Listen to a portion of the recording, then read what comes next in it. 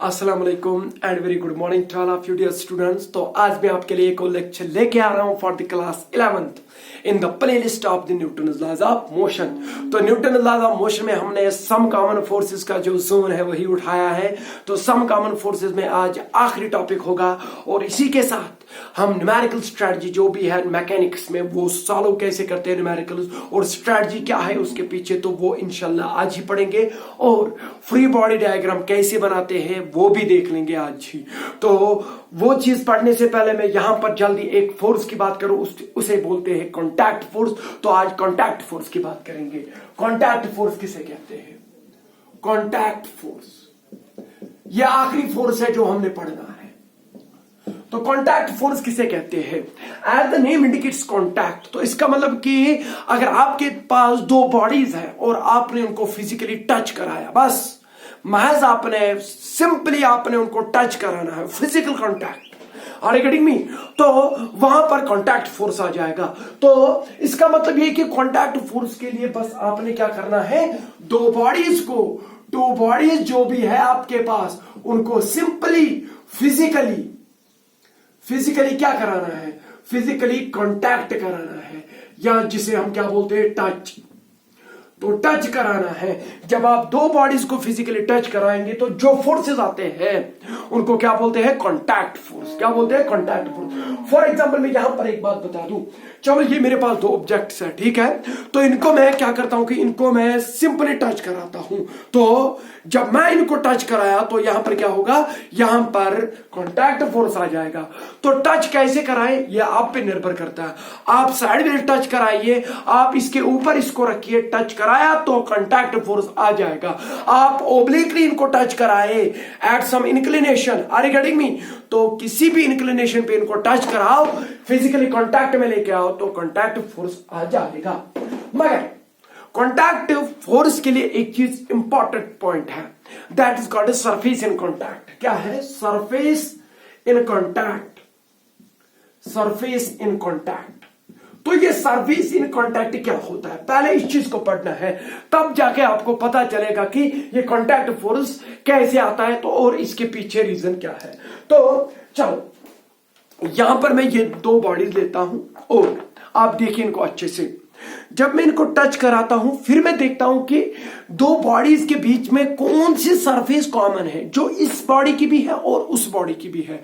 तो जो common surface होगी उसको बोलते हैं सरफेस इन कांटेक्ट। तो ये क्या होती है? ये होती है common surface. Common surface between the two bodies.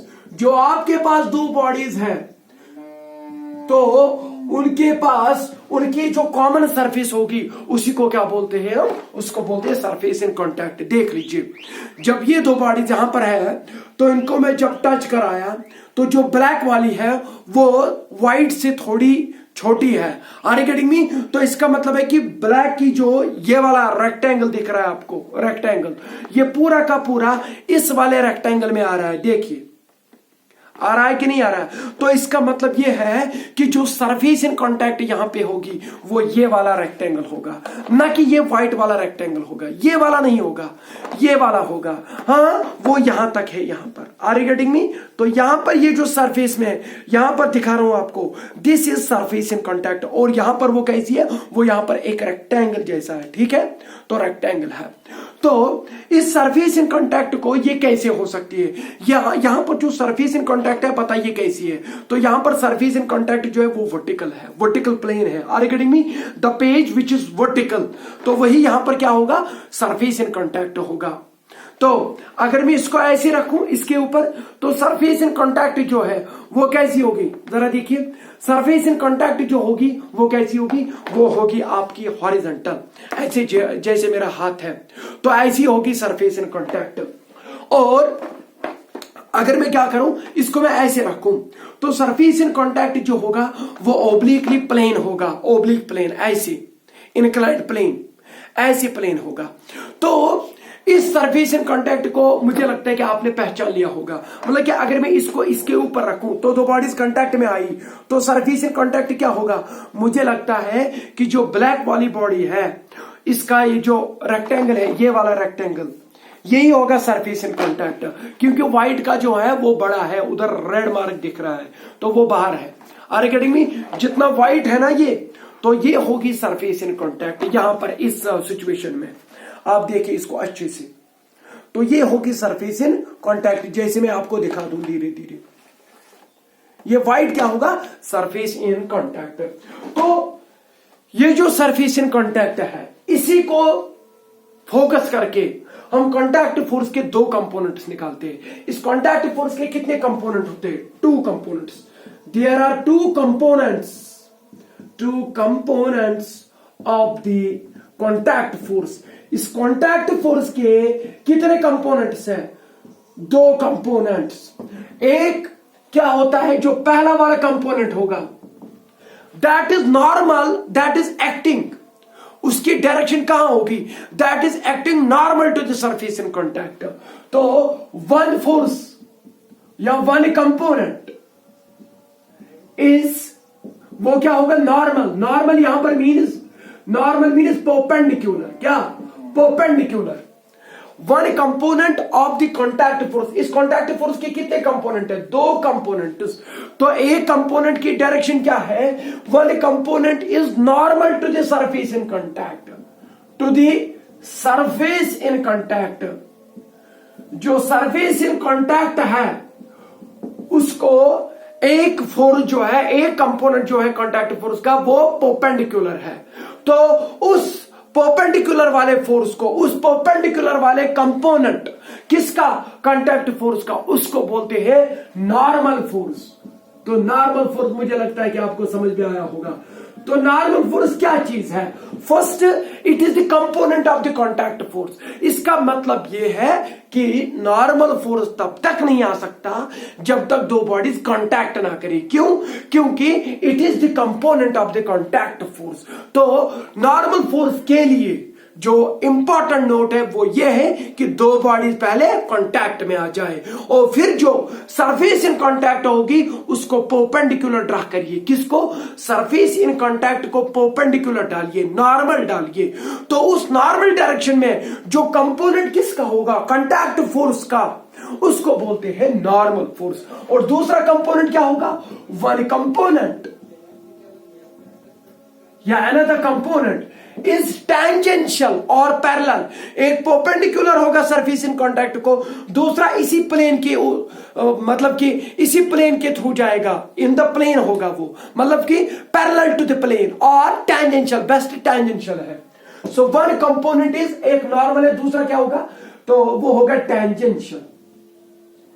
Tangential या कोई पैरेलल बोले, parallel to the surface in contact. एक कंपोनेंट होगा इस कांटेक्ट फोर्स का, क्या होगा वो होगा इस सरफेस इन कांटेक्ट के, वो पैरेलल जाएगा। एक कंपोनेंट किसका? कांटेक्ट फोर्स का। तो उस वाले फोर्स को हम बोलते हैं फ्रिक्शनल फोर्स या सिंपली फ्रिक्शन। तो ये फ्रिक्शन जो है, इसको आज नहीं पढ़ेंगे, इसको अगला एक और वीडियो लेक्चर आ जाएगा उसमें इसको पढ़ेंगे फ्रिक्शन को, क्योंकि ये भी एक लंबा लेक्चर है। तो हमने ये वाला नहीं पढ़ना है आज। तो इसका मतलब कि आज हम कांटेक्ट फोर्स का कौन सा कंपोनेंट पढ़ेंगे? Normal force. ये नॉर्मल फोर्स देखना है ये क्या है। तो इसको मिटाने से पहले मैं आपको यहां पर एक पॉइंट बोलूंगा, चाहे फ्रिक्शन हो चाहे नॉर्मल फोर्स हो, ये तब तक नहीं आ सकते, ये तब तक नहीं आ सकते जब तक दो बॉडीज कांटेक्ट में आना आए। क्यों? क्योंकि these are actually the components, two components of the contact force. तो अब मुझे लगता है कि अगर आपने बस दो बॉडीज कांटेक्ट में देखी तो ये कहना वहां फ्रिक्शन भी आ सकती है और वहां नॉर्मल फोर्स भी आ सकता है। तो कैसे आ सकता है वो अब देखेंगे कि नॉर्मल फोर्स कैसे आता है। तो इस वीडियो लेक्चर में हम नॉर्मल फोर्स की बात करेंगे। तो नॉर्मल फोर्स जो है, अब आपने देखा कि ये तब तक नहीं आ सकता जब तक दो बॉडीज जब तक दो बॉडीज फिजिकली टच ना करें। और जब वो फिजिकली टच करेंगे, यहां पर मैं दिखाता हूं आपको, हम पढ़ेंगे अब नॉर्मल फोर्स। नॉर्मल फोर्स किसे कहते हैं? तो अब आपको पता है, it is actually a contact force. ये कौन सा है? Contact force. कॉन्टैक्ट फोर्स का मतलब यह कि दो बॉडीज को पहले कॉन्टैक्ट कराना है। चलो मैं यहां पर दो बॉडीज को लेता हूं। चलो, this is body A and it is on the body B. समझ ले मेरी बात। ये दो बॉडीज किसमें अब, तो यहां पर ये जो दो ब्लॉक्स हैं या दो बॉडीज हैं ये कांटेक्ट में है, तो क्या आएगा, कांटेक्ट फोर्स आएगा। तो कांटेक्ट फोर्स के कितने कंपोनेंट, दो कंपोनेंट, एक को बोलते हैं नॉर्मल फोर्स, दूसरे को बोलते हैं फ्रिक्शन। फ्रिक्शन अभी नहीं पढ़ेंगे, अभी हम किसको पढ़ेंगे, नॉर्मल फोर्स को। और नॉर्मल फोर्स की डायरेक्शन क्या होती है, because force is a vector quantity, तो डायरेक्शन का खास ख्याल रखना पड़ेगा। तो इसकी डायरेक्शन क्या होगी, इसकी डायरेक्शन होगी perpendicular to the plane which is common to both the surfaces, to the both the blocks या बोथ द बॉडीज। ये जो दो बॉडीज है, यहां पर मुझे एक बात बताओ, सरफेस इन कांटेक्ट कैसी होगी। चलो, ये आपके पास बॉडी ए है और ये आपके पास बॉडी बी है। व्हाइट जो है दैट इज बॉडी बी, और जो ए है दैट इज बॉडी ए। यहां ध्यान दे दीजिए, दैट इज बॉडी ब्लैक। तो यहां पर मैंने इनको आपको फिजिकली दिखाया कि ये कैसे टच में आए। तो this is body B and this is body A. बताइए सरफेस इन कांटेक्ट क्या होगा, वो कैसी होगी, हॉरिजॉन्टल होगी कि वर्टिकल। वो सिंपली अगर आप देखेंगे, यहां पर अगर आप देखेंगे, वो ये वाला पेज होगा। This plane horizontal plane is the surface in contact. तो इसी सरफेस को क्या करना पड़ेगा, one component is perpendicular to the surface in contact. तो इसका मतलब है कि नॉर्मल फोर्स हो या फ्रिक्शन, इससे पहले आपने किस चीज को पहचानना है, that is surface in contact. जो यहां पर सरफेस इन कांटेक्ट वो कैसी है, हॉरिजॉन्टल। अब इसके परपेंडिकुलर ड्रा करो, तो यहां पर जो सरफेस इन कांटेक्ट है वो है हॉरिजॉन्टल। तो वो ऐसे पेज होगा, ऐसे जैसे मेरा हाथ है, ठीक है, ये पेज दिख रहा है, page are you getting me. तो ये एक सरफेस इन कांटेक्ट होगा। जब आप वहां से इस पेज को देखते हैं, आप मुझे एक बात बताएं, क्या आपको लाइन दिख रही है, तो वो लाइन दिख रही है। तो बोर्ड पे हम हमेशा प्रोजेक्शन दिखाते हैं, हम परछाई दिखाते हैं यहां पर, आर यू गेटिंग मी। सो यहां पर एक्चुअली सरफेस इन कांटेक्ट जो है वो एक पेज है, हॉरिजॉन्टल पेज। मगर जब आप वहां से देखते हैं तो आपको पेज नहीं दिखता, आपको एक लाइन दिखती है। तो वही लाइन यहां पर है, ये वाली लाइन दिखी जो मैंने थोड़ी बोल्ड कर दी। What is this thing, this thing is the surface in contact which is horizontal, which is in this case which is horizontal. तो इसी सरफेस इन कांटेक्ट को क्या ड्रा करिए, नॉर्मल परपेंडिकुलर ड्रा करिए। तो परपेंडिकुलर अगर ड्रा करेंगे, एक ऊपर जाएगा, क्योंकि फोर्स जब भी आता है तो पेयर में आता है। आपको पता है कि from the Newton third law of motion force always come in pairs, one of them is called action and another is called reaction. और एक्शन और रिएक्शन एक ही बॉडी पे नहीं हो सकता, एक्शन एक बॉडी पे होगा और रिएक्शन दूसरी बॉडी पे होगी। तो ये वाला फोर्स और ये वाला force equal in magnitude, opposite in direction.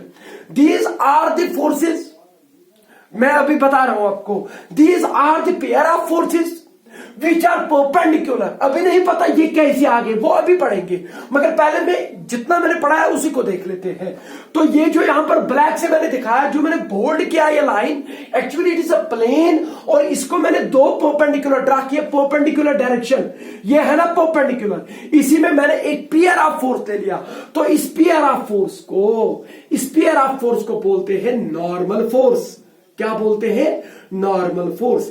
ये कहां से आता है, जब दो बॉडी कांटेक्ट करे। सर फिर ये फोर्स कैसे बर्थ मिलती है इसको, तो वो अब देखेंगे कि इसका ऑरिजिन क्या है। तो आपको पता है कि मोटे मोटे तौर पे जो भी फोर्स आपको दिखता है, कॉमन फोर्स जो भी होगा, चाहे टेंशन हो, चाहे वेट हो, चाहे नॉर्मल फोर्स हो, चाहे फ्रिक्शन हो, हर कोई फोर्स जो होगा वो बस चार तरह की ही जो इंटरेक्शन पूरे विश्व भर में है, यानी कि पूरे यूनिवर्स में जो चार तरह की ही इंटरेक्शन है, उनमें से ये कोई ना कोई होगा। क्योंकि आपको पता कि there are only 4 types of interactions और 4 types of forces which come into the play, and these are, वो कौन कौन सी है, वो है ग्रेविटेशनल इंटरेक्शन या ग्रेविटेशनल फोर्स, वो है इलेक्ट्रोमैग्नेटिक फोर्स, वो है वीक न्यूक्लियर फोर्स, वो है स्ट्रांग न्यूक्लियर फोर्स। मगर सम कॉमन फोर्सेस जब बात करते हैं सम कॉमन फोर्सेस की, तो वहां पर न्यूक्लियर फोर्स और स्ट्रांग न्यूक्लियर फोर्स और वीक न्यूक्लियर फोर्स नहीं आते हैं। वहां पर मैक्सिमम टाइम्स ग्रेविटेशनल इंटरेक्शन और इलेक्ट्रोमैग्नेटिक इंटरेक्शन आ जाएगा। अगर आप कहते हैं कि सर ये नॉर्मल फोर्स जो है ये किसके कारण आया, कैसे आया, तो मैं इसका ऑरिजिन जो बताऊंगा वो आपने इससे पहले ही पढ़ा है। द सेम ऑरिजिन, इसका भी वही ऑरिजिन है जो टेंशन फोर्स का ऑरिजिन था, याद है, इलेक्ट्रोमैग्नेटिक इंटरेक्शन। तो इसका जो नॉर्मल फोर्स का ऑरिजिन है, अब देखते हैं कि ये कहां से आता है, कैसे आता है। इसका जो ऑरिजिन है, ये एक्चुअली ये जो नॉर्मल फोर्स है, ये कौन सी इंटरेक्शन, ये किस प्रकार की इंटरेक्शन है, ये है इलेक्ट्रोमैग्नेटिक इंटरेक्शन। क्या है? Electromagnetic interaction. Electromagnetic interaction, actually आपने इसके बारे में पढ़ा होगा। तो electromagnetic interaction, I mean two say molecules के बीच में कौन सा फोर्स है, वही आ जाएगा इंटरमॉलिक्यूलर फोर्स। तो इंटरमॉलिक्यूलर फोर्स, इंटरमॉलिक्यूलर फोर्स, ये मॉलिक्यूल, ये जो मैंने यहां पर लिखा इलेक्ट्रोमैग्नेटिक इंटरेक्शन, तो इसका मतलब है intermolecular force, force between the molecules of a body. अब बात यह कि सर इससे पहले आपने एक डायग्राम बनाई थी, एक ग्राफ दिखाया था हमें कि मॉलिक्यूलर फोर्स और मॉलिक्यूलर इंटरमॉलिक्यूलर सेपरेशन के बीच में क्या रिलेशन है, क्या ग्राफ है, वो मैंने आपको दिखाया था। क्योंकि जब उस ग्राफ को देखते हैं तो हमें यह पता चलता है कि मॉलिक्यूल्स के बीच में इलेक्ट्रोमैग्नेटिक इंटरेक्शन जीरो भी हो सकती है, अट्रैक्टिव भी हो सकती है और रिपल्सिव भी हो सकती है। It wholly and solely depends upon the intermolecular separation. तो मॉलिक्यूलर सेपरेशन जैसी होगी उसी प्रकार का इलेक्ट्रोमैग्नेटिक इंटरेक्शन होती। तो ये जो इलेक्ट्रोमैग्नेटिक इंटरेक्शन होती, ये नहीं भी हो सकती है मॉलिक्यूल्स के बीच में, ये अट्रैक्टिव भी हो सकती है, जो भी लिखा इधर अट्रैक्टिव भी हो सकता है और ये रिपल्सिव भी हो सकता है। याद रखना, मॉलिक्यूल्स के बीच में जो इलेक्ट्रोमैग्नेटिक इंटरेक्शन होती है, जो मॉलिक्यूलर फोर्सेस होते हैं, इंटरमॉलिक्यूलर फोर्सेस, वो नहीं भी हो सकते, वो अट्रैक्टिव भी हो सकते, वो रिपल्सिव भी हो सकते। इससे पहले भी मैंने आपको पढ़ाया। ये डिपेंड किस पे करता है, ये पूरा का पूरा डिपेंड किस पे करता है, ये डिपेंड करता है इंटरमॉलिक्यूलर सेपरेशन, मॉलिक्यूल्स के बीच में सेपरेशन कैसी है। तो मॉलिक्यूल्स के बीच में सेपरेशन ऑफ फोर्स का बर्थ होना, वो कैसा, वो इस ग्राफ से मैंने आपको दिखाया था इससे पहले भी, जब हम टेंशन फोर्स पढ़ रहे थे। तो मैंने इस एक्सिस के अलोंग इंटरमॉलिक्यूलर सेपरेशन ली थी और इस वाई एक्सिस के अलोंग फोर्स लिया था। तो ग्राफ कुछ ऐसा बन रहा था, याद है। तो इसका मतलब यह है कि इस पॉइंट पे जो यहां अगर फोर्स है, इस वाई एक्सिस के अलोंग फोर्स है, अगर इस अलोंग एक्सिस, इस एक्सिस के अलोंग क्या है, इंटरमॉलिक्यूलर सेपरेशन। तो इसका मतलब यह है कि सेपरेशन यहां पर जीरो है। कितनी है मॉलिक्यूल्स के बीच में जो सेपरेशन है, ये मेरे पास मॉलिक्यूल है, ये मेरे पास मॉलिक्यूल है, ये मेरे पास मॉलिक्यूल है, ये मेरे पास यही मॉलिक्यूल है, ये मेरे पास मॉलिक्यूल है, ये मेरे पास मॉलिक्यूल है। Are you getting me? और यहां पर देखिए, इन मॉलिक्यूल्स के बीच में सेपरेशन ही नहीं है। जब सेपरेशन ही नहीं होगी तो कोई फोर्स ही नहीं होगा। तो जब ये वाली सेपरेशन होगी, इसको मैंने आर नॉट बोला था उस टाइम, जब हम इन मॉलिक्यूल्स के बीच में एक सेपरेशन करेंगे, चलो ये वाली होगी वो सेपरेशन, चलो ये कितनी है, आर नॉट, जिसको मैंने बोला था कि equilibrium intermolecular separation, equilibrium distance. तो जब ये वाली सेपरेशन होगी आर नॉट, अब मुझे बताओ, ये जीरो भी नहीं है, ये सेपरेशन जीरो से बड़ी है, जीरो ये वाला था, यहां पर आर जो इंटरमॉलिक्यूलर सेपरेशन थी वो जीरो थी, तो कोई फोर्स ही नहीं था। तो इसको हमने गोली मार देनी है, हमने थोड़ी सेपरेशन लानी है। चलो मैं कितनी लेके आया, आर नॉट। चलो अब इन मॉलिक्यूल्स के बीच में क्या सेपरेशन है, आर नॉट।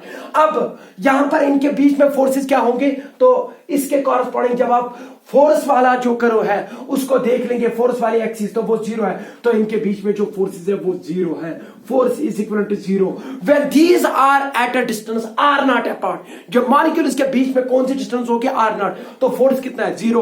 और आपको पता है कि जब फोर्स जीरो होता है तो इसका मतलब है कि जो मॉलिक्यूल्स है वो इक्विलिब्रियम में है। तो इस डिस्टेंस को, इस आर नॉट को हम इसीलिए बोलते हैं इक्विलिब्रियम सेपरेशन या equilibrium distance between the molecules. तो इसका मतलब है कि ये फोर्स जो डिपेंड करता है इंटरमॉलिक्यूलर फोर्स, ये डिपेंड करता है सेपरेशन पे। जब आपके पास इंटरमॉलिक्यूलर सेपरेशन, कौन सी सेपरेशन होगी, इक्विलिब्रियम सेपरेशन, उस टाइम कोई फोर्स नहीं होगा, नन फोर्स। तो इसका मतलब कि जब सेपरेशन क्या होगी, आर नॉट। अब मैं क्या किया, अब मैं इन मॉलिक्यूल्स को और दूर किया, अब मैं इनको यहां पर लेके आया। अब मुझे एक बात बताओ, इन मॉलिक्यूल्स के बीच में जो सेपरेशन है वो ज्यादा है कि कम? ज्यादा। तो इनकी नॉर्मल टेंडेंसी क्या होगी कि हम इक्विलिब्रियम में आ जाए। तो इक्विलिब्रियम इस सेपरेशन पे है, आर यू गेटिंग मी? तो ये चाहेंगे ये मॉलिक्यूल्स, मैंने इनकी जो सेपरेशन है ज्यादा कर दी, मतलब कि R0 से भी ज्यादा यहां पहुंचा दिया मैंने। चलो उसको R1 लिखते हैं। तो अब मैंने इनके बीच में सेपरेशन कितनी रखी? R1। एंड R1 इज माशाल्लाह ग्रेटर देन R0, वो R0 से ज्यादा है। तो अब इन मॉलिक्यूल्स की इंटरनल टेंडेंसी क्या होगी, नेचुरल टेंडेंसी क्या होगी? ये मॉलिक्यूल इधर की तरफ आना चाहता है, ये मॉलिक्यूल इधर की तरफ आना चाहता है। तो appear of attractive force comes into the play when the separation between the molecules increases beyond equilibrium separation. Equilibrium separation से जब दूर हो जाएंगे आप, तो मॉलिक्यूल्स के बीच में appear of attractive force comes into the play. And ये भी हमने पढ़ा कि इसको बोलते हैं, ये जो पेयर ऑफ फोर्सेस आ गए इसको बोलते हैं हम टेंशन फोर्स। तो इसका मतलब यह है कि टेंशन कब आता है? जब मॉलिक्यूल्स के बीच में जो सेपरेशन है वो इक्विलिब्रियम सेपरेशन से बढ़ जाए। तो जो भी ये वाली कर्व होगी, जो भी यहां पर फोर्स होगा पॉजिटिव, उसको हम बोलते हैं टेंशन फोर्स। तो यहां पर सेपरेशन बढ़ी तो आपको टेंशन फोर्स बढ़ जाएगा, और फिर और बढ़ी तो फिर ये टेंशन फोर्स कम होता जा रहा है। बट ये तो हमने पढ़ लिया। हमने एक्चुअली, मैंने आपको बोला कि जो इसका ऑरिजिन है किसका, नॉर्मल फोर्स का, इसका भी वैसा ही ऑरिजिन है जैसा किसका था, जैसा टेंशन फोर्स का था। इसीलिए मैंने वो करो फिर से लाई। अब अगर मैं एक और काम करूं, अब हमने इक्विलिब्रियम सेपरेशन भी देख ली, और अब हमने इक्विलिब्रियम सेपरेशन से ज्यादा भी सेपरेशन करी तो tension force come into the play.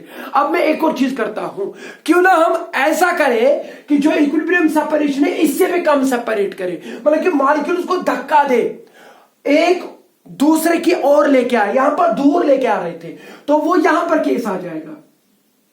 अगर ये मॉलिक्यूल्स है, यही मॉलिक्यूल्स, अब यहां पर ये इक्विलिब्रियम सेपरेशन पे है, तो मैंने इनके बीच में ये वाली सेपरेशन रखी। चलो उसको लिखते हैं R2। अब मुझे एक बात बताओ, ये जो R2 है, is it less than equilibrium separation? बहुत अच्छा। तो इसका मतलब कि ये यहां पर होगा। तो this R2 is less than R0, तो इसके कॉरस्पॉन्डिंग कोई फोर्स आ जाएगा, हाँ, नेगेटिव फोर्स। तो जो अब फोर्स आ जाएगा इसको बोलते हैं एक्चुअली नॉर्मल फोर्स। तो यहां पर जो फोर्स आ जाएगा उसको क्या बोलते हैं? Normal force. तो ये जो कर्व है इसमें दो जोन्स है, एक है अपर वाला जोन, इसको बोलते हैं टेंशन फोर्स, इसमें टेंशन आता है। और जब ये वाला जोन होगा, मतलब जब मॉलिक्यूल्स की सेपरेशन इक्विलिब्रियम सेपरेशन से भी कम होती जाए, तो कौन सा फोर्स आ जाएगा? इन मॉलिक्यूल्स की नेचुरल टेंडेंसी क्या होगी कि हम इक्विलिब्रियम पे जाए। इक्विलिब्रियम बाहर है कि अंदर? मैंने मॉलिक्यूल्स को अंदर लेके आया, बाहर, तो ये एक दूसरे को धक्का देंगे इधर की ओर, और ये इसको इधर की ओर देगा। तो जिस pair of force comes into the play, ये वाला नहीं, ये हो गया कौन सा? Tension force. अब ये वाला फोर्स आ जाएगा, इसको बोलते हैं this pair of force is known as tension.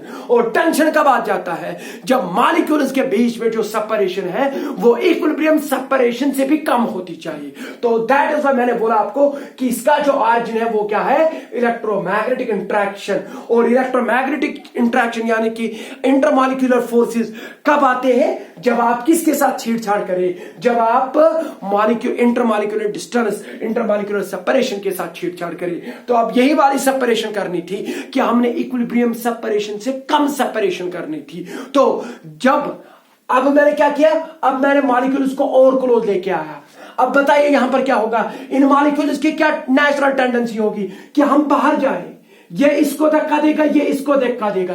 क्यों धक्का देगा? ताकि ये फिर से किस में आ जाए? इक्विलिब्रियम में। तो ये वाला जो पेयर ऑफ फोर्स आ गया, इज इट रिपल्सिव और it is attractive? This one is repulsive and this one was attractive यहां पर।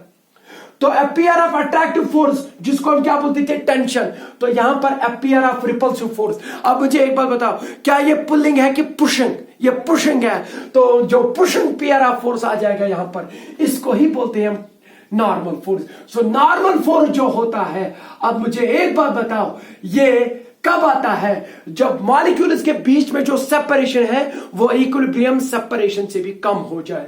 तो when R2 is less than R0, मैं शॉर्ट में लिख रहा हूं, जब इक्विलिब्रियम सेपरेशन से भी मॉलिक्यूलर सेपरेशन कम होती जाए। और दूसरा मतलब कि इस पे नोटवर्दी पॉइंट वो ये होगा कि is it a pair of pulling force और pushing force? It is a pair of pushing force. It is a pushing force. ये एक ये मॉलिक्यूल इसको पुश कर रहा है, ये मॉलिक्यूल इसको पुश कर रहा है कि दूर हो जाओ। दूर हो जाओ का मतलब ये कि इक्विलिब्रियम पे आ जाओ। तो पुशिंग फोर्स, ये एक पुशिंग फोर्स होता है। मगर मुझे एक बात बताओ, ये पुशिंग फोर्स रिपल्सिव होता है क्या अट्रैक्टिव? ये रिपल्सिव होता है। तो pair of repulsive force, pair of repulsive force, इस रिपल्सिव फोर्स को क्या नाम देते हैं हम? इसको ही हम नॉर्मल फोर्स बोलते हैं। समझ में आया इतना? अब आप देखेंगे कि सर यहां पर कैसे आ जाएगा ये पेयर ऑफ पुशिंग फोर्स, कैसे आ जाएगा वो देख लेंगे हम। तो मुझे लगता है कि इसमें जो भी मतलब कि डाउट था कि ये नॉर्मल फोर्स कहां से आता है, कैसे आता है, मुझे लगता है कि वो क्लियर हुआ होगा आपको। नाउ द क्वेश्चन इज कि सर वो ये नॉर्मल फोर्स तभी आएगा ना जब मॉलिक्यूल्स की सेपरेशन जो है वो कम हो जाए, जब वो इक्विलिब्रियम सेपरेशन से भी कम हो जाए। तो a pair of pushing force comes into the play, a pair of pushing force या repulsive force comes into the play, उसी को आप बोलते हैं नॉर्मल फोर्स। मगर मसला यह है कि मॉलिक्यूल्स के बीच में सेपरेशन कम होनी चाहिए। अब मुझे एक बात बताओ कि यहां पर सेपरेशन कम कैसे हो जाएगी? चलो हम क्या करते हैं कि हम इसको इंटरनली देखते हैं, हम इनके अंदर जाते हैं, इन दो बॉडीज के अंदर जाते हैं। तो ये जो यहां पर बी बॉडी है, चलो मैं यहां पर इसको बनाता हूं। ये मत समझना कि सर ने ये क्या बनाया, एक्चुअली मैं बॉडी बी के अंदर चला गया। किसके अंदर? चलो मैं इधर बाउंड्री दिखा देता हूं आपको। ये है एक्चुअली बॉडी बी जो नीचे है, आ रही गाड़ी में। तो इसके ऊपर एक और बॉडी थी, ये वाली। चलो इधर मैं मान लेता हूं कि यहां पर वो बॉडी थी, चलो उसके मॉलिक्यूल्स यहां पर थी। समझ में आया? मैं थोड़ा आपको माइक्रोस्कोपिक व्यू दिखा रहा हूं। तो जब ये ए बॉडी किसके ऊपर बैठी? बी बॉडी के ऊपर। नो डाउट इसका मास था तो वेट नीचे की तरफ खींचेगा इसको, इसका भी मास था तो अर्थ थोड़ी ना छोड़ेगी, वो दोनों को नीचे की तरफ खींचेगी, वो अलग फोर्स है। मगर मैं यहां पर एक बात बोल रहा हूं कि जब दो बॉडीज कांटेक्ट में आ जाए, ये दोनों कांटेक्ट में आए, तो बताओ जब ये दो बॉडीज कांटेक्ट में आ जाए, देखना मैं आपको यहां पर दिखा रहा हूं, ये एक बॉडी है, ये दूसरी बॉडी है। ध्यान देना, जब ये इस बॉडी के ऊपर टच करी तो ये बॉडी जो है ये इसमें धंसना चाहती है, ये इसके अंदर जाना चाहती है, ये इसके मॉलिक्यूल्स को कंप्रेस कर रही है नीचे की ओर। ये जो वाली बॉडी है ये ऊपर वाली बॉडी के अंदर धंसना चाहती है, यानी कि उसके मॉलिक्यूल्स को कंप्रेस कर रही है। Are getting me? तो आई मीन टू से जब मैं इन दो बॉडीज को एक दूसरे के ऊपर रखूंगा, चलो ऐसे रखते हैं, ऊपर मत रखिए, ऐसे रखिए, कांटेक्ट में लाए ना, तो इसके जो मॉलिक्यूल्स है और इसके जो मॉलिक्यूल्स है ये क्या करेगी? ये व्हाइट वाली बॉडी ये चाहती है कि मैं इसके अंदर धंस जाऊं, और ब्लैक वाली बॉडी इसके अंदर धंसना चाहती है, वो इसके अंदर धंसना चाहती है। तो उसकी वजह से क्या होगा, जब कांटेक्ट में आ जाए तो इसके मॉलिक्यूल्स कंप्रेस हो जाएंगे, तो इसके मॉलिक्यूल्स भी क्या हो जाएंगे? कंप्रेस। उसकी वजह से pair of pushing force comes into the play. तो यहां से भी pair of pushing force comes into the play. इसका एक कंपोनेंट इस बॉडी पे लग जाएगा, इसका एक कंपोनेंट इस बॉडी पे लग जाएगा, और वही पेयर ऑफ फोर्स मैंने यहां पर दिखा दिया, and that is called actually normal force. अब मुझे एक बात बताओ कि ये पुशिंग फोर्स क्यों आता है, ये नॉर्मल फोर्स क्यों आता है? क्योंकि दो बॉडीज कांटेक्ट में आ जाए। जब ये कांटेक्ट में आई तो ये वाला मॉलिक्यूल इस वाले मॉलिक्यूल को नीचे धक्का दे रहा है। जब नीचे धक्का दे रहा है, ध्यान देना, तो ये मॉलिक्यूल की जो सेपरेशन है कम हो गई, तो यहां पर पेयर ऑफ फोर्स आ जाएगा। कैसा आ जाएगा? Pushing pair of force. एक फोर्स ऊपर की ओर और दूसरा फोर्स नीचे की ओर, ऐसी बाकी मॉलिक्यूल्स को भी हो जाएगा। मगर ये इसको धक्का किधर की तरफ देगा? ऊपर की तरफ। तो वैसे ही ऊपर के मॉलिक्यूल्स भी क्या हो जाएंगे? कंप्रेस हो जाएंगे, क्योंकि ये वाली बॉडी जो बीनीथ जो बॉडी है वो ऊपर वाली बॉडी को धक्का दे रही है, उनके मॉलिक्यूल्स को अंदर धक्का दे रही है, तो सेपरेशन डिक्रीज हो गई। तो यहां पर भी एक pair of pulling force pushing force comes into the play. तो ये वाला फोर्स जो है इस वाली बॉडी पे लग जाएगा, और ये वाला फोर्स जो है वो इस वाली बॉडी पे लग जाएगा, और इसी को मैंने यहां पर दिखाया, and that is actually the reason for the normal force. समझ में आया? नॉर्मल फोर्स कब आता है? जब दो बॉडीज कांटेक्ट में आई। तो क्यों आता है नॉर्मल फोर्स? क्योंकि ये वाली बॉडी जब इस बॉडी की कांटेक्ट में आई, ये चाहती है, ये ऐसा लगता है कि ये इसमें धंसना चाहती है, क्योंकि उसने इसको रोका, तो ये वाली बॉडी इसमें धंसना चाहती है। तो इसका मतलब यह है कि यहां पर जो मॉलिक्यूल्स है उनकी सेपरेशन कम होती गई, तो pair of pushing force comes into the play. Pushing force वो इनको धक्का दे रहे कि अंदर मत घुसो, अंदर मत घुसो। बॉडीज को बोलता है कि यहां पर ये जो फोर्स आ जाएगा वो इस बॉडी को बोलता है कि अंदर मत आ जा, ऊपर जा, और ये वाली बॉडी इस बॉडी को बोल रहा है कि नीचे मत आ जा, ऊपर रह। तो इसका मतलब है कि यहां पर pair of pushing force comes into the play and that is actually उसका रीजन जो है वो है इंटरमॉलिक्यूलर सेपरेशन कम होती जा रही है। तो this pair of force is known as what? This pair of force is known as normal force. अब मैं यहां पर दिखाता हूं आपको। चलो ये मैंने एक बॉडी ऐसे रखी, ये मैंने यहां पर एक और बॉडी रखी, ठीक है। तो अब मुझे बताओ क्या ये कांटेक्ट में है? तो जब कांटेक्ट में है तो क्या फोर्स आ जाएगा? तो नॉर्मल फोर्स पक्का आ जाएगा। हम उसी की बात कर रहे हैं। बताइए उसकी डायरेक्शन क्या होती है? उसकी डायरेक्शन होती है perpendicular to the plane in contact या सरफेस इन कांटेक्ट। ये जो दो बॉडीज है, बताइए ऐसी प्लेन होगा ना, ऐसा प्लेन होगा ना, यहां दिख रहा है मुझे, मगर जब आप वहां से देखेंगे आपको एक लाइन दिखेगी। तो ये जो लाइन यहां पर मैं बोल्ड करता हूं, this is actually the surface in contact. जो आपको लाइन दिख रही है एक्चुअली वो ऐसे पेज है। तो अब मुझे एक बात बताओ, उसके परपेंडिकुलर एक फोर्स इस बॉडी पे पड़ेगा, दूसरा बराबर इस पे पड़ेगा। This pair of force is known as, ये जरूरी नहीं है कि ये वर्टिकल होगा, ये नॉर्मल होता है। किसको? It is not normal to this surface of the earth. ये उसको नॉर्मल नहीं होता है, ये एक्चुअली नॉर्मल होता है सरफेस इन कांटेक्ट को। जब दो बॉडीज कांटेक्ट करी तो सरफेस इन कांटेक्ट को नॉर्मल डालिए, तो उस पर एक पेयर ऑफ पुशिंग फोर्स ले लीजिए, that is known as normal force. तो वो नॉर्मल फोर्स की डायरेक्शन देगा। तो एक फोर्स इस पे लग जाएगा इधर और एक फोर्स इस पे लग जाएगा, तो ये इसको धक्का देगा ऊपर की ओर। ये फोर्स उस वाली बॉडी पे लग रहा है, नीचे वाली बॉडी पे, और ऊपर वाला फोर्स ऊपर वाली बॉडी पे लग रहा है। Are you getting me? तो this is actually the diagram of the या फ्री बॉडी डायग्राम जो अब हमने बनानी है कि ये वाला फोर्स कब लगता है, कैसे लगता है। जरा इसमें बता दीजिए, अगर मैंने ये एक बॉडी रखी इधर और ये एक और बॉडी इसके बगल में रखी, क्या कांटेक्ट में है? तो जब ये कांटेक्ट में है तो एक फोर्स पक्का आ जाएगा। कौन सा फोर्स? Normal force. वो नॉर्मल फोर्स क्यों होता है? क्योंकि वो सरफेस इन कांटेक्ट को नॉर्मल होता है। बता यहां पर सरफेस इन कांटेक्ट कैसी होगी? ध्यान से देखिए, इन दोनों बॉडीज को फिर से दिखा रहा हूं कि ये एक बॉडी ऐसे है। चलो ये वाली बॉडी जो है ब्लैक से दिखाऊंगा। चलो इसको बी लिखते हैं, इसको डब्ल्यू लिखते हैं। तो ब्लैक बॉडी ऐसी है और व्हाइट बॉडी ऐसी है। तो बताइए सरफेस इन कांटेक्ट क्या होगा? सरफेस इन कांटेक्ट जो दोनों के बीच में कॉमन होगा, that is the rectangle here. Am I right? यहां पर वो रेक्टेंगल होगा क्योंकि वही रेक्टेंगल इधर कॉमन है ना। तो rectangle is a surface, plane surface. तो यहां पर एक सरफेस बन जाएगी, तो उसको ड्रा करिए। क्या वो ऐसी होगी? बहुत अच्छा। जब वो ऐसी होगी बताइए आपको ये क्या दिख रहा है? एक वर्टिकल लाइन दिख रही है, तो यहां पर एक वर्टिकल लाइन आ जाएगी। नो डाउट ये लाइन दिख रही है आपको, but it is actually a plane, vertical plane. Are you getting me? तो इसको परपेंडिकुलर ड्रा करिए, एक इधर की ओर दूसरा इधर की ओर। तो ये इस पे नॉर्मल फोर्स पड़ेगा, ये इस पे नॉर्मल फोर्स पड़ेगा, क्योंकि एक्चुअली ये बॉडी इस बॉडी में अंदर आना चाहती है, धंसना चाहती है इसके अंदर, तो यहां से फोर्स लगा। और ये वाली बॉडी उसमें अंदर आना चाहती है, यानी कि उसके अंदर धंसना चाहती है, तो वहां से बराबर फोर्स आएगा। तो अब दोनों का मैग्नीट्यूड सेम क्यों रहेगा? क्योंकि दोनों के equal number of molecules contact में है, इतने ही है। और बल्कि सर ये बड़ी बॉडी है, अरे ये वाले मॉलिक्यूल थोड़ी ना अंदर जा रहे, ये वाले मॉलिक्यूल्स अंदर जा रहे, और इसके भी वही वाले मॉलिक्यूल्स अंदर जा रहे। That is why their magnitude is same. Are you getting me?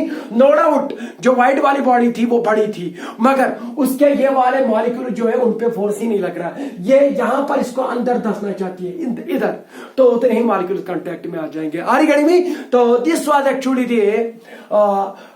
ये नॉर्मल फोर्स क्या होता है और कैसे आता है, समझ में आया? तो आज के बाद हम अब क्या पढ़ेंगे? अब हम पढ़ेंगे फ्री बॉडी डायग्राम और न्यूमेरिकल स्ट्रेटजी दिखाऊंगा, और उसके बाद आप न्यूमेरिकल करिएगा। मगर उससे पहले उन न्यूमेरिकल में एक चीज नहीं होगा, वो है फ्रिक्शन फोर्स। आपको पता है कि फ्रिक्शन फोर्स के लिए भी कांटेक्ट लाजमी बनता है, मगर उसके लिए कांटेक्ट ही लाजमी नहीं है, उतना काफी नहीं है। उसके लिए एक और चीज जरूरी होता है, इसलिए मैं उसको अलग लेके चलता हूं, उसको अलग पढ़ेंगे फ्रिक्शन को। तो अब हम देखेंगे कि फ्री बॉडी डायग्राम क्या होती है। तो पहले मैं अब आपको बताऊंगा कि जो भी आपको मैकेनिक्स में क्वेश्चंस आ जाएंगे, न्यूमेरिकल्स आ जाएंगे, उनको सॉल्व कैसे करते हैं। तो यहां पर मैं लिखता हूं strategy for solving numericals. Numerical problems in mechanics में अगर आपको कोई भी न्यूमेरिकल होगा तो कौन सी स्ट्रैटेजी आप अपनाइए ताकि आप उन सब क्वेश्चंस को सॉल्व कर पाए, उन न्यूमेरिकल्स को सॉल्व कर पाए। तो यहां मैं लिखता हूं strategy for solving numerical problems in mechanics में जो भी आपको न्यूमेरिकल प्रॉब्लम होगी उसके लिए हम कौन सा रद्द अमल अपनाए, कौन सा लाही अमल अपनाए या कौन सी स्ट्रैटेजी अपनाए, तो उसके लिए आपको 3 स्टेप्स फॉलो करने पड़ेंगे। याद रखना मेरी बात। फिर मुझे यह नहीं कहना कि सर न्यूमेरिकल नहीं आ रहा है। मैं बोल रहा हूं कि कोई भी न्यूमेरिकल मैकेनिक्स में होगा, हमने सम कॉमन फोर्सेस खत्म किए, इसमें बस एक ही फोर्स रहा, वो है फ्रिक्शनल फोर्स। वो बाद में पढ़ेंगे क्योंकि उस पर अलग बात होगी, चर्चा होगी, क्योंकि वो बहुत लंबा खींच जाएगा फिर। तो आप कहेंगे कि हमने इतना पढ़ा तो न्यूमेरिकल नहीं आ रहे, तो इसलिए मैं बता रहा हूं कि आज के बाद आपको न्यूमेरिकल बहुत अच्छे से आ जाएंगे। तो क्या स्ट्रैटेजी है न्यूमेरिकल प्रॉब्लम को सॉल्व करने की जो मैकेनिक्स में यूज होंगे? तो इसके लिए आपको हमेशा 3 स्टेप्स फॉलो करने हैं। कितने स्टेप्स? 3 स्टेप्स। तो स्टेप नंबर फर्स्ट, पहला स्टेप क्या होगा? आपने पहले यह देखना है कि मैंने कौन सा न्यूमेरिकल ये सॉल्व करना है, तो उसमें कौन सी बॉडी इन्वॉल्व हो रही है, तो उस बॉडी को पहचानना पड़ेगा। Identify the body first. तो पहला आपका जो स्टेप बनेगा है वो ये है कि आइडेंटिफाई द बॉडी को पहचान लीजिए। जिस बॉडी पे आपको लग रहा है कि फोर्स इसी के कारण आए, तो उसको पहले आप आइडेंटिफाई करिए। समझ में आया? ये सिंपल है। मैं अभी आपको यहां पर दिखाता हूं कि यहां पर ये 2 बॉडीज कांटेक्ट में है। चलो आपने इस बॉडी पे देखना है कि क्या क्या फोर्स लग रहा है, तो इसको पहचान लो। पहचान लिया? हाँ, 2 बॉडीज यहां पर है। ठीक है, तो ये मद्देनजर रखते हुए ये देखना कि मैंने किसी और के बारे में सोचना नहीं है, बस यही 2 बॉडीज है यहां पर। अरे गणमी, उसके बाद दूसरा स्टेप क्या है? स्टेप नंबर 2, यह है महत्वपूर्ण स्टेप, यह है most important step in solving the numerical problem. और दूसरा स्टेप जो बनेगा वो है आप फ्री बॉडी डायग्राम बनाइए उस बॉडी की जिसको आपने आइडेंटिफाई किया। चलो आपने इस वाली बॉडी को आइडेंटिफाई किया, तो इसको क्या करना पड़ेगा? इसकी फ्री बॉडी डायग्राम अब बनानी पड़ेगी। तो draw free body diagram of the body of the identified body, क्योंकि पहले आपने आइडेंटिफाई करना है। तो जब आइडेंटिफाई किया बॉडी को, फिर उसकी फ्री बॉडी डायग्राम बनाइए। FBD, free body diagram. Sir हमने FBD पढ़ा ही नहीं, वो क्या होता है? तो मैं इधर ही उसको डिस्क्राइब करता हूं। फ्री बॉडी डायग्राम में 2 स्टेप्स होते हैं, 2 चीजें फ्री बॉडी डायग्राम को ड्रा करने के लिए होते हैं। पहला यह है कि फ्री बॉडी को फ्री कर दो, बॉडी को अलग थलग कर दो। जिसकी फ्री बॉडी डायग्राम बनानी है, जिस आइडेंटिफाइड बॉडी, चलो मैंने ए बॉडी को आइडेंटिफाई किया, इसकी फ्री बॉडी डायग्राम बनानी है, तो क्या बोलता है ये? इस बॉडी को पहले फ्री करिए, आजाद करिए, अलग थलग करिए। तो इधर देखा मैं इसको, तो मैं क्या करूंगा? इसी को मैं लेता हूं, तो इस बॉडी को मैं क्या करूंगा? ए बॉडी को अलग करूंगा, ये मैंने इसको अलग किया बस। नो डाउट इसके साथ ये वाली बॉडी भी थी, मगर मैंने ऊपर वाले बॉडी की क्या बनानी है? Free body diagram. तो उसको पहले क्या करना पड़ेगा? फ्री, अलग करना पड़ेगा। तो क्या अलग? आप कहेंगे सर इसके साथ नीचे एक और बॉडी है, ये वाली बॉडी, मैं उसको नहीं लेना है, क्योंकि मैंने इस वाले बॉडी को आइडेंटिफाई किया और इसी की फ्री बॉडी डायग्राम बनानी है। जब इस वाले बॉडी की फ्री बॉडी डायग्राम बनानी पड़ेगी, तब इसको हटा देंगे और इसको लेंगे, इसको अलग कर देंगे। आ रही गणित में? तो पहला स्टेप क्या होता है फ्री बॉडी डायग्राम में? फ्री बॉडी डायग्राम होता क्या वो मैं बोल रहा हूं। तो पहला ये होता है कि आप बॉडी को फ्री करिए, फ्री या separate the body. Free body diagram में क्या आता है? फ्री बॉडी डायग्राम होता है कि आप बॉडी को पहले सेपरेट करिए, अलग करिए, फ्री करिए, उसके बाद उसकी डायग्राम बनाइए।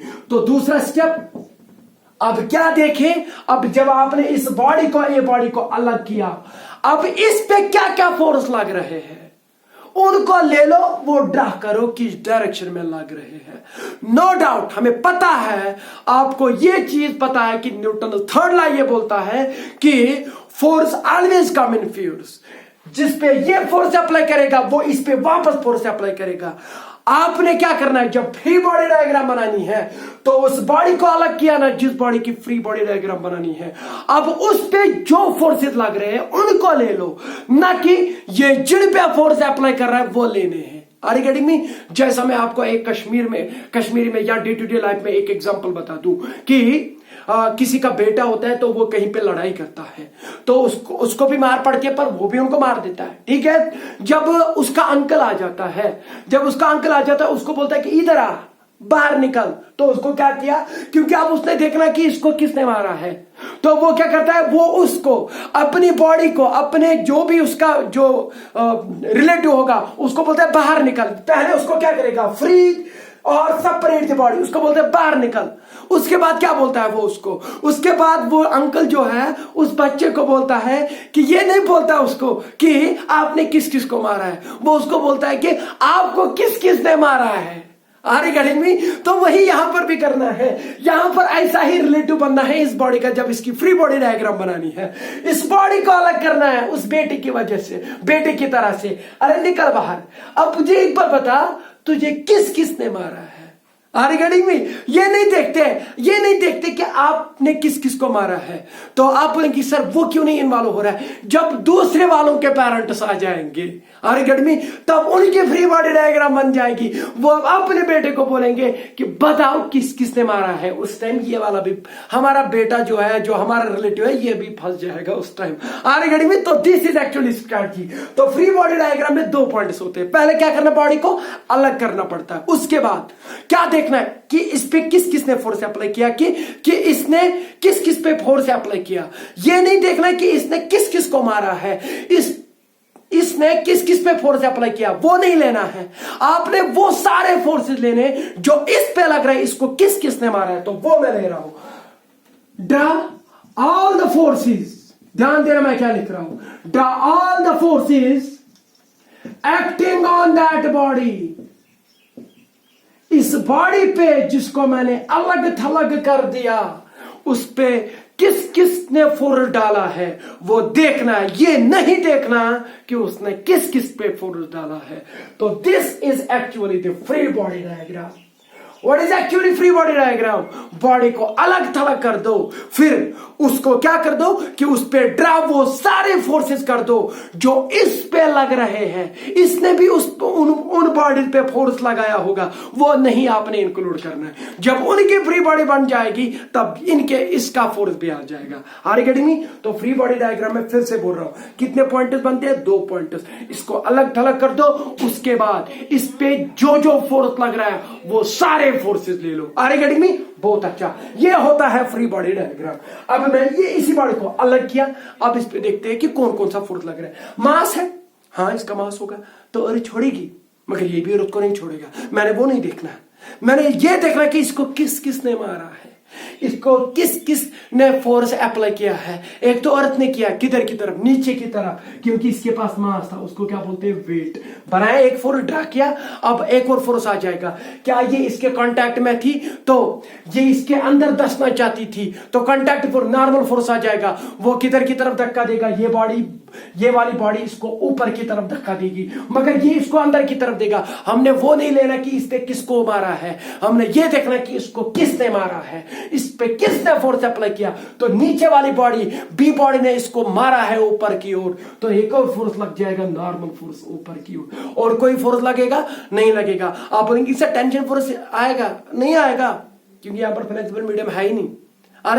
तो यही 2 फोर्सेस हैं जो इस बॉडी पे लग रहे हैं। तो ये है, ये जो मैंने यहां पर ये जो चित्र बनाया, इसको हम ऐसे भी डिनोट करते हैं। इस बॉडी को एक पॉइंट के मानन मानते हैं, इसको पॉइंट बॉडी मानते हैं, या यही बना लो, कोई फर्क नहीं पड़ेगा। इसको पॉइंट बॉडी मान लो, और इस पे एक फोर्स नीचे की ओर लग रहा है, कौन, वेट। अर्थ नहीं छोड़ रही इसको, मगर ये भी अर्थ को नहीं छोड़ रहा है। मगर जब अर्थ की बारी आ जाएगी तब ये वाला फोर्स लेंगे। अभी हमने वो फोर्स लेना है जो इस पे लग रहा है। आर्गेट में तो इस पे अर्थ का वेट लग रहा है नीचे की ओर, और इस बॉडी पे एक और फोर्स लग रहा है, कौन सा, नॉर्मल फोर्स ऊपर की ओर। तो this is also this thing, this is the free body diagram of body A. समझ में आया कैसे बनाते हैं? तो क्या करते हैं, इस बॉडी को अलग करते हैं, उसके बाद क्या करते हैं, इस पे देखते हैं कि कितने फोर्सेस लग रहे हैं। Are getting me? तो उन सारे फोर्सेस की रे डायग्राम बनाते हैं यहां पर। Are getting me? तो this is called free body diagram. चाहे ये ले लो या ये ले लो, this is one and the same thing. आप मत ये कहना कि सर ये बॉडी किधर गई, यहां तो पॉइंट है,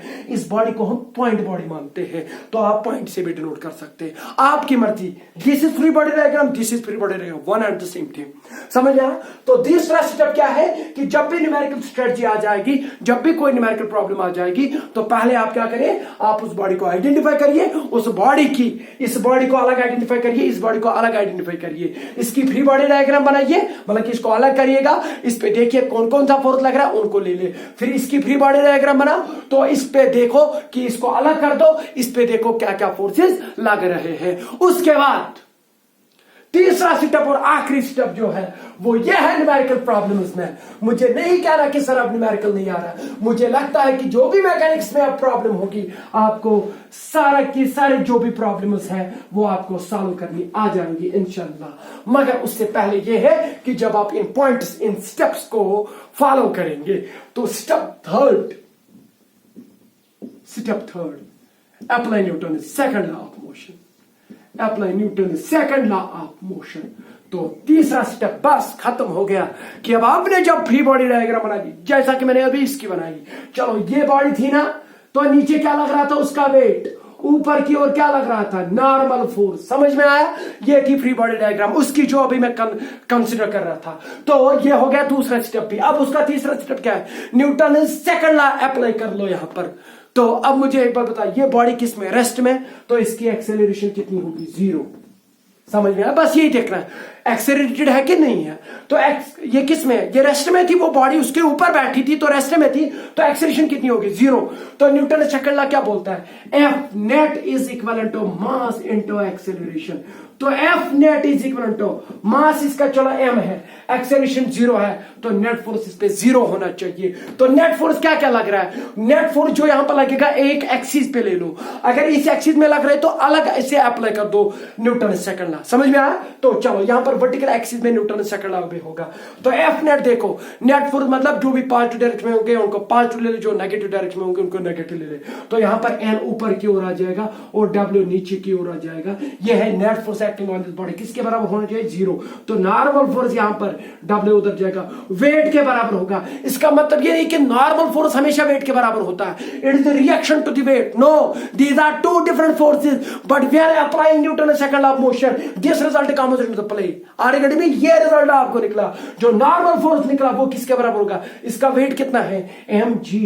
तो इसका जो फोर्स नीचे ऊपर की ओर लग रहा है वो है नॉर्मल। कभी आपको ऐसी क्वेश्चन पूछा जाता है, बताइए इस बॉडी में कितना नॉर्मल फोर्स लग रहा है, तो आपने क्या करना है, बस यही स्टेप्स फॉलो करने, तो नॉर्मल फोर्स आ गया आरएगडी में। तो इस पे अब और क्वेश्चन होंगे, वो अब अगली बार सॉल्व करेंगे। मगर न्यूमेरिकल स्ट्रैटेजी मैंने आपको समझा दिया। This is the most important topic. आज का जो टॉपिक है बहुत ही महत्वपूर्ण टॉपिक है।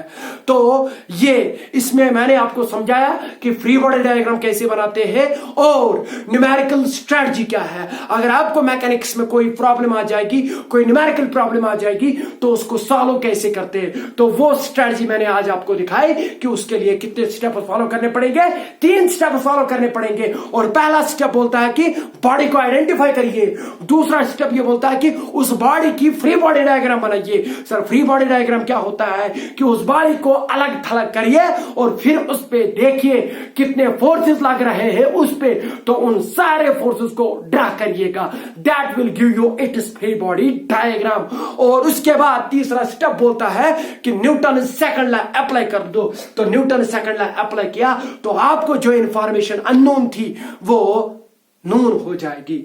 और मुझे लगता है कि आज के लिए तक इतना काफी। थैंक यू, शुक्रिया।